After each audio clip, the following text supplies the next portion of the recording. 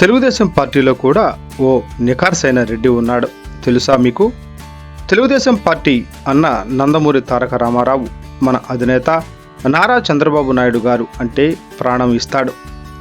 ఆ నిఖార్సైన రెడ్డి కథ చదవండి.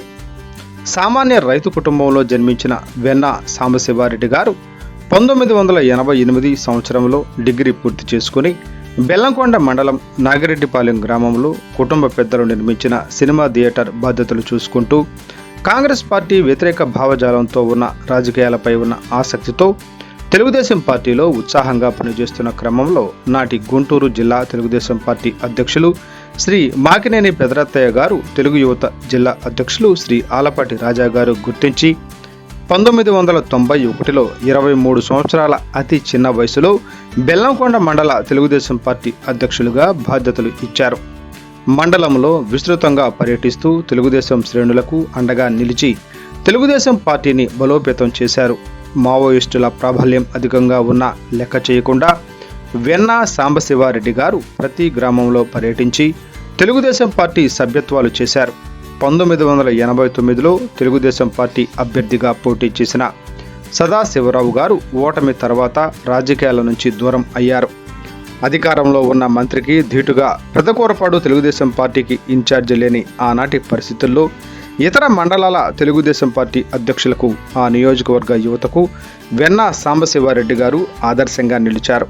ఇంత ఉత్సాహంగా మండల తెలుగుదేశం పార్టీ అధ్యక్షులుగా కొనసాగుతున్న వెన్న సాంబశివారెడ్డి గారిని గుర్తించిన అన్న నందమూరి తారక రామారావు గారు 1994 ఎన్నికల్లో శాసనసభ అభ్యర్థిగా అవకాశం కల్పించారు.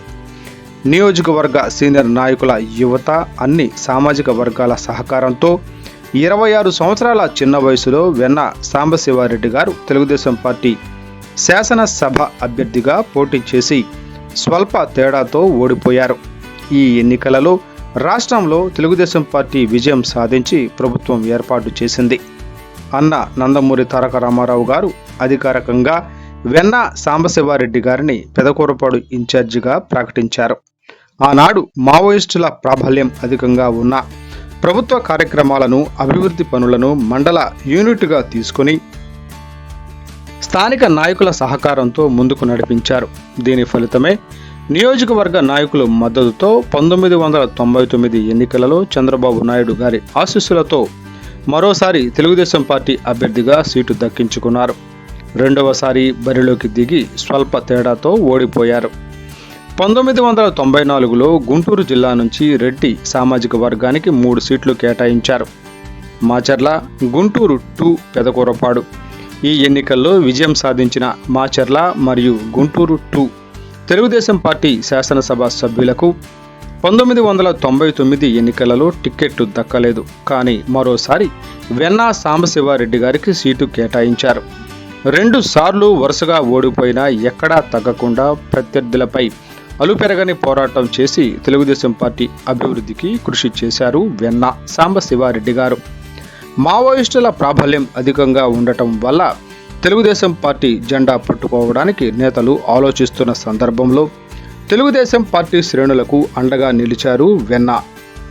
మావోయిస్టులు ప్రభుత్వంపై ఉన్న వ్యతిరేకతతో వెన్న సాంబశివారెడ్డి గారికి చెందిన సినిమా థియేటర్ను దహనం చేసి ఆర్థికంగా తీవ్రంగా నష్టపరిచారు. 2004 ఎన్నికల్లో ఇతర సామాజిక వర్గాలకు అవకాశం ఇవ్వాలని చంద్రబాబు నాయుడు గారు చెప్పగానే శిరస వహించి దొప్పలపూడి రేవతి గారికి మద్దతు తెలిపారు. 2004 ఎన్నికలలో తెలుగుదేశం పార్టీ ప్రభుత్వంపై ఉన్న వ్యతిరేకత వలన, ఇతర కారణాలతో దొప్పలపూడి రేవతి గారు ఓటమి చెందారు. ఓటమి తర్వాత రాజకీయాల నుంచి, నియోజకవర్గం నుంచి దూరం అయ్యారు. ఇలాంటి పరిస్థితుల్లో మరోసారి నియోజకవర్గ సమన్వయకర్తగా గుంటూరు జిల్లా తెలుగుదేశం పార్టీ ఉపాధ్యక్షులుగా బాధ్యతలు చేపట్టి తెలుగుదేశం పార్టీ శ్రేణులకు అండగా నిలిచారు వెన్న. ఇదంతా ఓర్చుకోలేక అధికార కాంగ్రెస్ పార్టీ నాయకులు వెన్న సాంబశివారెడ్డి గారి ఇద్దరి సోదరులను ఒకే రోజు అతి దారుణంగా హత్య చేశారు. ఇది తప్పు అని ఇతర కాంగ్రెస్ నేతలు భావించినా కూడా బయటకు వచ్చి చెప్పే సాహసం చేయలేకపోయారు. ఆనాటి పరిస్థితుల్లో జిల్లా తెలుగుదేశం పార్టీ నాయకులు కూడా మిన్నకుండిపోయారు. 2004-2009 వరకు నియోజకవర్గ సమన్వయకర్తగా తెలుగుదేశం పార్టీ శ్రేణులకు అండగా నిలిచి అప్పటి కాంగ్రెస్ ప్రభుత్వంపై పోరాటం చేశారు వెన్నా. 2009 ఎన్నికల్లో చంద్రబాబు నాయుడు గారి ఆదేశానుసారం పెదకూరపాడు శాసనసభ అభ్యర్థి కొమ్మాలపాటి శ్రీధర్ గారికి, నరసరావుపేట పార్లమెంటు అభ్యర్థి మోదుగుల వేణుగోపాల్ రెడ్డి గారికి మద్దతు తెలిపి వారి గెలుపులో కీలక పాత్ర పోషించారు. 2009-2014 మధ్య కాలంలో తెలుగుదేశం పార్టీ రాష్ట్ర కార్యదర్శిగా అధినాయకులు ఇచ్చిన బాధ్యతలు చేపట్టారు వెన్నా. అలాగే 2014 ఎన్నికల్లో మరోసారి కొమ్మాలపాటి శ్రీధర్ గారి విజయానికి కృషి చేశారు వెన్నా. 2014 ఎన్నికల్లో రాష్ట్రంలో తెలుగుదేశం పార్టీ విజయం సాధించి ప్రభుత్వం ఏర్పాటు చేసింది.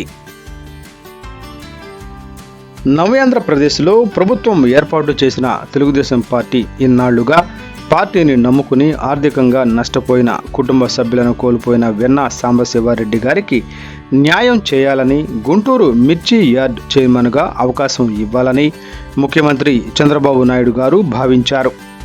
దీనికి గుంటూరు జిల్లా శాసనసభ్యులు అందరూ మద్దతు తెలిపారు. అయితే కొన్ని అదృశ్య శక్తుల వారికి స్వలాభం కోసం వెన్నాకు పదవి రాకుండా అడ్డుకున్నారు. 2014 నుంచి 2018 వరకు ఇతరులకు మిర్చి యార్డు చైర్మన్గా అవకాశం కల్పించారు.